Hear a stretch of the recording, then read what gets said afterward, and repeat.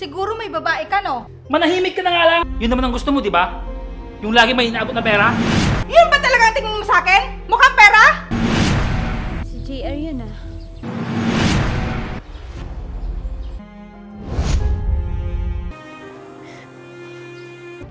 Asan si Mitch?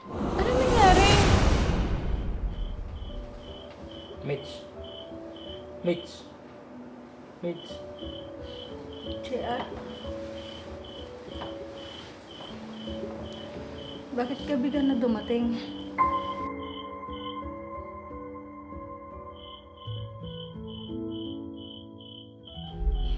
Tinatawagan kita, hindi ka sumasagot. At pinagtanong pa kita sa mga kaibigan mo, wala ka daw doon. Bakit ba? Anong pakialam mo kung saan ako pumunta? Siguro may babae ka, no?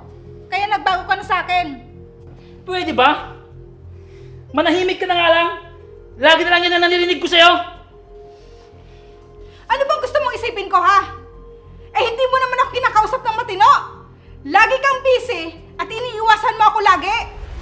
Anong magagawa ko? Kung lagi ako busy sa trabaho. Para kanino ba yung ginagawa ko? Di ba para sa inyo din? Sinungaling. Yun naman ang gusto mo, di ba? Yung lagi may inaabot na pera. Yun ba talaga ang tingin mo sa akin? Mukhang pera?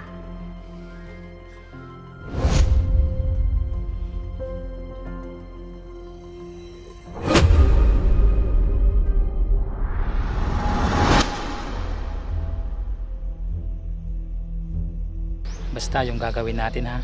Oo, hayaan mo. Gagalingan ko.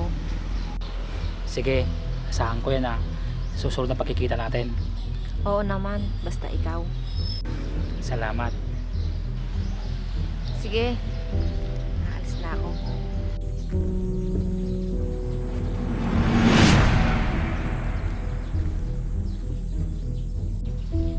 Si JR yan ah.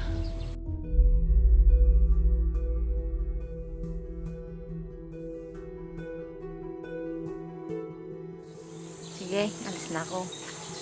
Sige, ingat.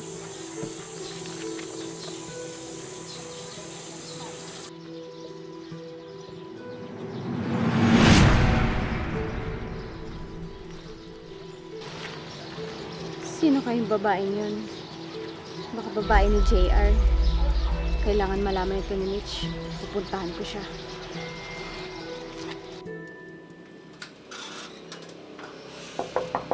Tao po! Tao po! Tao po!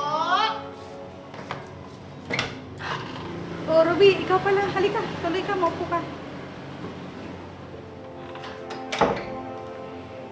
Mitch, pasensya na sa istorbo ah. Kasi ganito yun. Ano yun, Ruby? Nakita ko kasi si JR. May kausap na babae.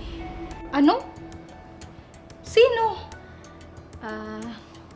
Hindi ko kilala. Baka naman katrabaho niya lang yun. Mukhang hindi eh. Iniisip ko nga, baka babae niya yun. Hindi kaya? Hindi ko alam. Hindi naman siguro, Ruby. Naku, Mitch. Bantayan mo yung asawa mo. Baka maagaw ng iba. Lalo na, alam nilang may pera siya. Sige na, Mitch. Yun lang yung pinunta ko dito. Para alam mo yung nangyayari at ginagawa ng asawa mo. Sige, Ruby. Mag-iingat ka. Salamat.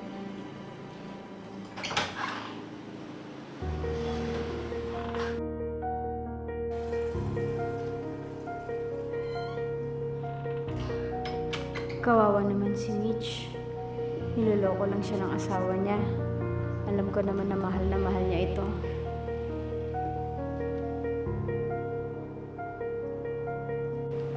Huwag naman sana magkatotoo ang sinasabi ni Ruby sa akin. Hindi ko kayang tanggapin na magkakaroon si JR ng babae. Ngayon pa na matanda na kami, saka lang siya nagloko. Mitch?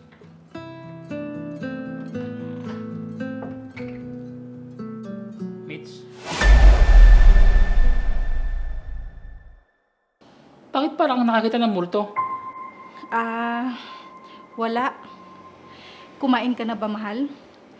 Oo, kumain na ako. Sige, papasok muna ako sa kwarto. Magpapahinga lang ako. Sige. Totoo nga bang may babae ka, JR?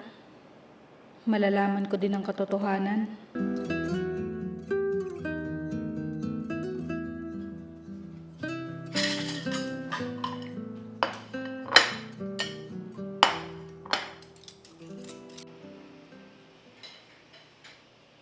Mitch, papasok na ako. Hindi ka ba muna kakain ng almusal? Hindi na. Doon na lang ako kakain.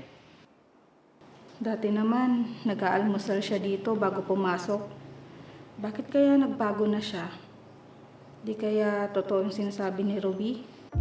Sige na, Mitch. Aalis na ako. Sige, mag-iingat ka.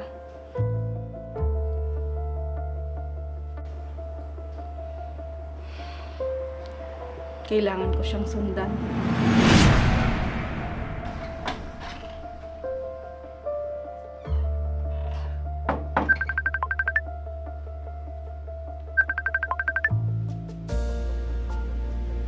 Hello? Sige, mamaya magkita tayo.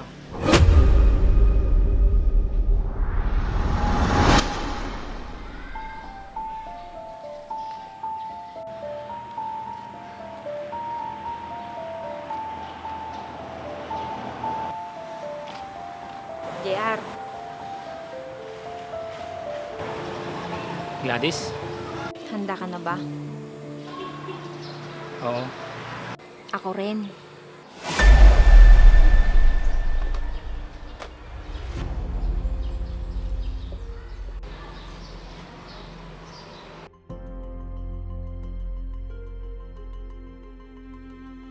Akala ko ba handa ka na?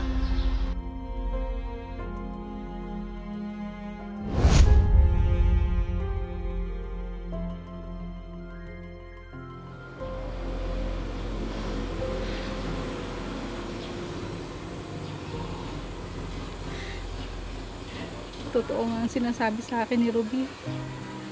Hindi ko akalain na magagawa mo sa akin to, JR. Tara na, Gladys.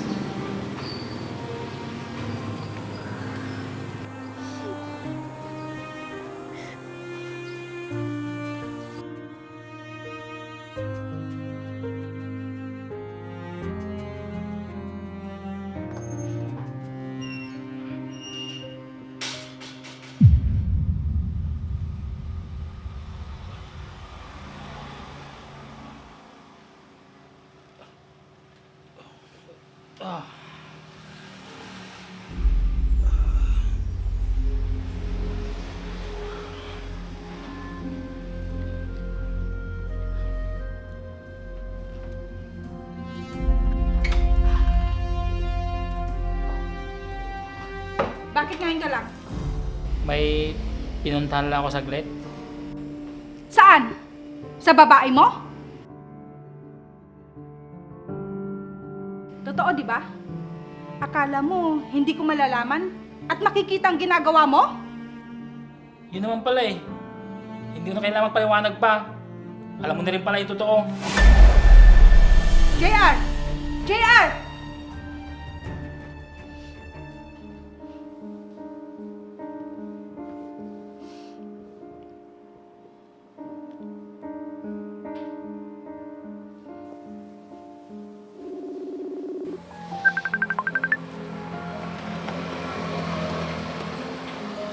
Hello, Mitch. Hello, Ruby. Bakit? Totoong may babae si JR. Sinundan ko siya kanina. Nakita ko sila na magkahawak pa ng kamay. Bakit ganun? Ang buong akala ko, hindi magagawa sa akin ni JR yun. Alam ko yung nararamdaman mo. Masakit mang tanggapin, nangyari na hindi mo inaasahan. Makadiyos naman siya. At pinaramdam niya sa akin na ako lang ang babae sa buhay niya. Bakit ganun? Kung kailan matatanda na kami, tsaka naman niya ginawa sa akin to. Baka naman may pagkukulang ka sa kanya. At yun ang nakita niya sa babaeng yun. Wala akong alam na ginawa ko sa kanya. Binigay ko naman lahat ng mga kailangan niya. Ano pa ba? Pakiramdam ko, hindi ko kakayanin ito, Ruby. Sobrang sakit. Ang gawin mo na lang, Mitch, magdasal. Yun na lang yung makakagaan sa pakiramdam mo ngayon. Sige na, Ruby. Ibababa ko na itong telepono. Baka nakaka-istorbo na ako sa'yo.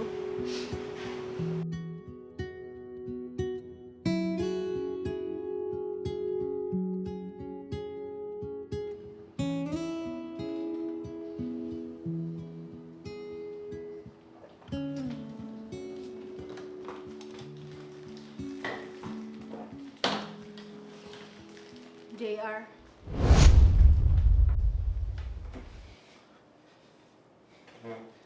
Mitch? Siguro, ito na yung pinakihintay mo. Aalis na ako sa bahay na to.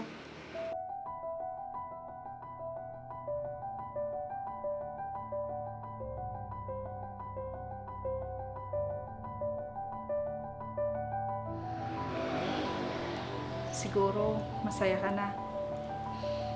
Wala nang sagabal sa inyo ng kabit mo. Sana, maging masaya ka na sa kanya. Sana, gawin niya lahat ng mga bagay na ginagawa ko para sa'yo. At pag-iintindi sa mga ugali mo. Lahat-lahat. Mitch? Hindi mo alam kung gaano kita kamahal. Ayaw ko na masaktan ka sa nangyayari sa akin. Ayaw kong makita mo na unti-unti akong manghihina at isang araw mawala na lang ako. At hindi ko na matutupad na magkakasama pa tayo hanggang sa pagtanda natin.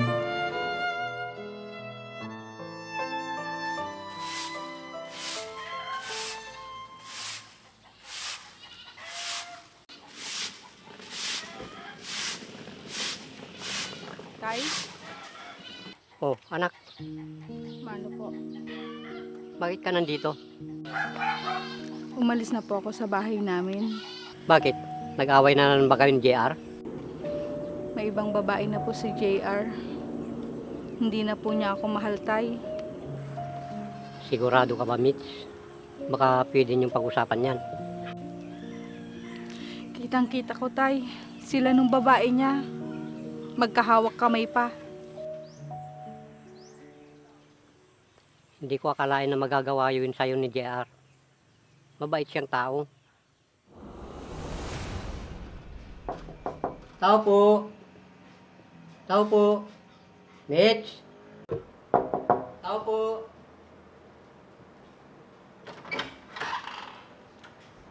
Mano po? Tawag ka ng Diyos. Buti po na padalaw po kayo. Asan si Mitch? Si Mitch po. Nasa kusina. Sandali po tayo. Tatawain ko siya. Mapo muna kayo.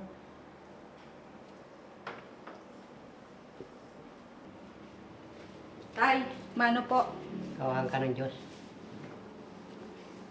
Kumusta kayong dalawa?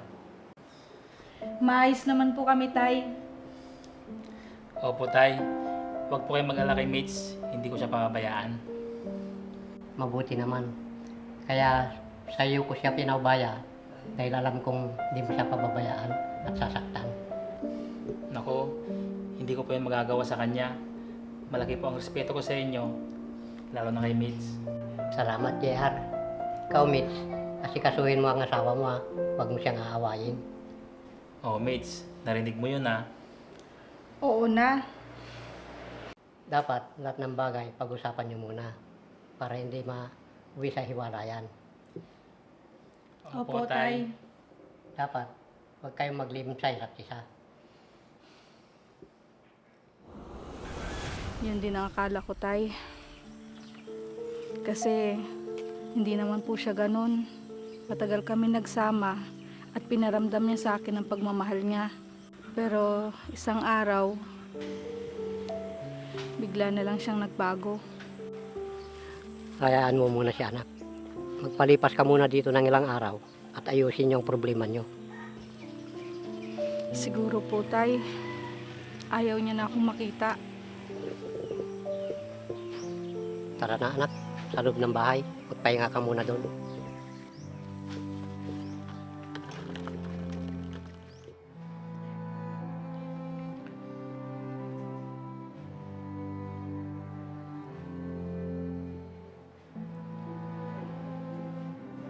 Hello Gladys. Salamat sa tulong mo ha. Sige na. Ayokong masaktan ka, Mitch. Pero ito lang ang paraan para hindi mo ako makitang nahihirapan.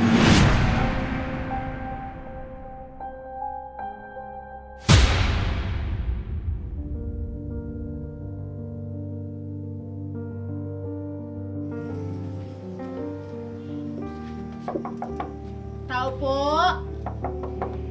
Tao po! Tao po! Tao po!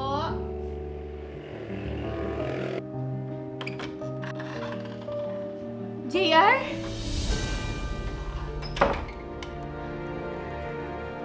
Ano nangyari sa'yo? Halika! Maupo ka dito! Halika!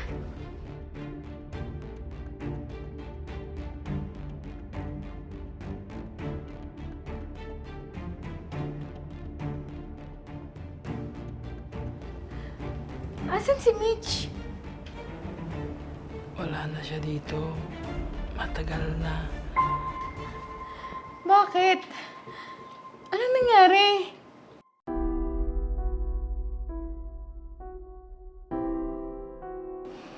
Kaya pala matagal nang walang paramdam sa akin si Mitch. At hindi na siya pumupunta sa bahay. May sakit ka ba, JR?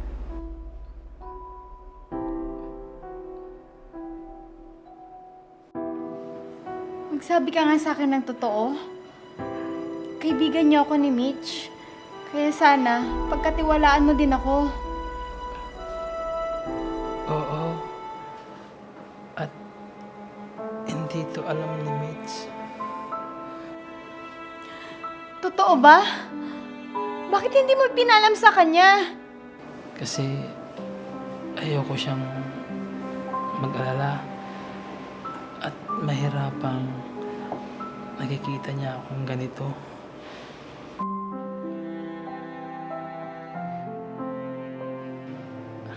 Kaya gumawa ako ng paraan para lumayo siya sa akin.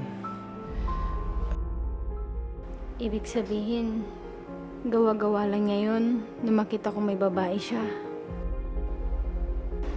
Ruby, nagsisisi ako sa ginawa ko kay Mitch. Akala ko makakaya ko pag wala siya sa buhay ko. Eh, anong balak mo? Pwede mo ba akong tulungan? Eh, ano bang pwede kong itulong sa'yo? Kausapin mo siya bago pa may masamang mangyari sa akin. Ihingi ako ng tawad sa kanya. Hayaan mo. Akong bahala. Dadalhin ko siya dito para makita niya yung kalagayan mo. Ayokong kaawaan niya ako. Gusto kong makitang may natitirang pagmamahal pa niya sa akin. Alam kong mahal ka pa ni Mitch. Hindi basta-basta nawawala yon. Nasaktan lang siguro siya. Sana nga, Ruby. Sige na. Tatawagan ko si Mitch para mapuntahan ko kung nasan man siya. Magpahinga ka muna dito.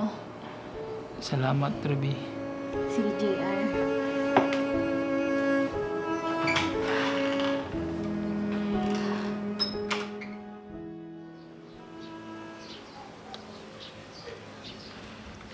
Mitch, Oh, Ruby, halika.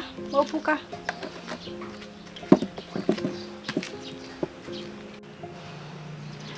Mitch, kumusta ka na? Eto, okay naman. Medyo nalilibang naman ako dito sa bahay ni tatay. Siya nga pala. Pumunta ako sa bahay niyo. Nakausap ko si JR.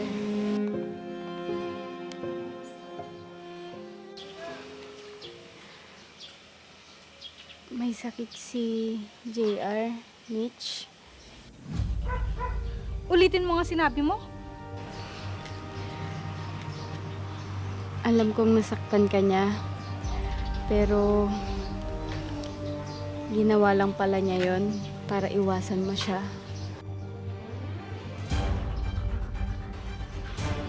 Hindi totoo na may babae siya.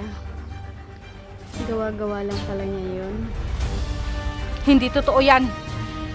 Nagsisinungaling ka. Siguro, gawa-gawa niya lang yon para balikan ko siya. Kung gusto mong malaman ng totoo, dapat kayong dalawa ang mag-usap. Niloko niya ako. Hindi pa ba sapat yon? Tapos sasabihin yung gawa-gawa niya lang lahat yon? Maniwala ka, Mitch. Malala na yung sakit ni JR. At ayaw niya makita mo siyang unti-unti na siyang nanghihina.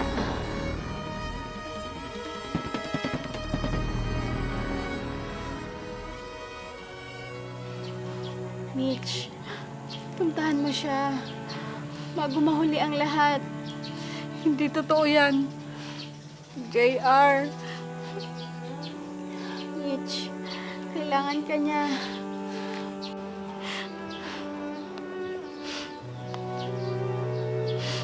Sana, noon ko pa siya inalagaan.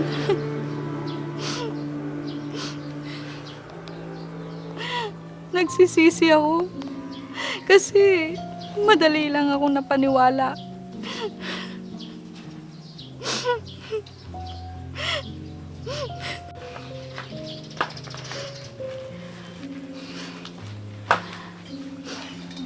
Ngayon na yung pagkakataon, Mitch. Para makabawi ka sa kanya. Oo. Tama ka. Pupuntahan ko siya ngayon din.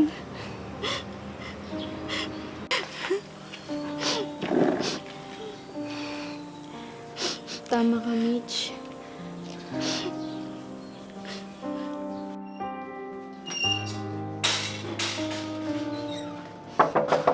JR?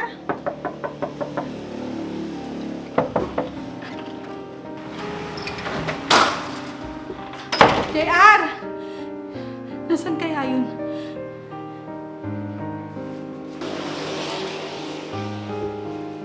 JR? Mitch, mabuti nandito ka na. Oo, nandito na ako. Pasensya ka na ha. Oo, wala na yon. Alam ko na ang lahat. Hindi ko dapat ginawa yun sa'yo. Akala ko kaya kong harapin mag-isa. Hindi pala. JR, huwag ka na mag-isip. Nandito na ako. Kakayanin mo yan. Magpagamot ka ha. Natatakot ako. Baka hindi na ako gumaling. May kakilala akong isang magaling na doktor. Doon tayo magpapagamot.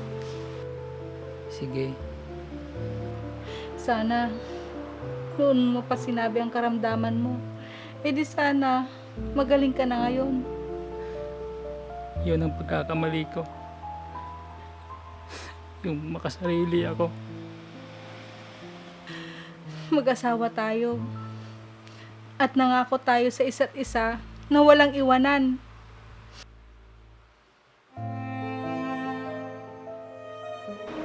Iniwan kita at hindi ko pinaglaban ang pagmamahal ko sa'yo. Naging mahina ako. Tapos na yung Mitch. Ang mahalaga, nandito ka na. Oo, JR. Hindi na kita iiwan pa.